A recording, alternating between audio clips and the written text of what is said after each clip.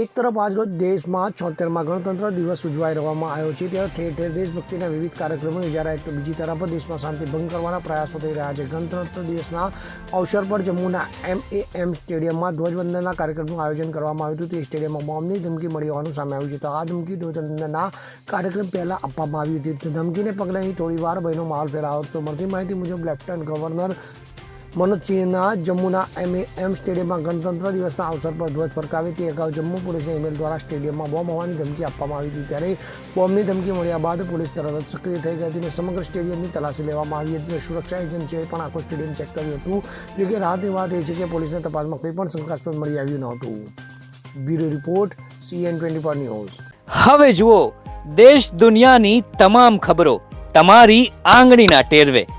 ઉઠાવો મોબાઈલ અને Google Play Store પરથી ડાઉનલોડ કરો અમારી CN24 ન્યૂઝ મોબાઈલ એપ.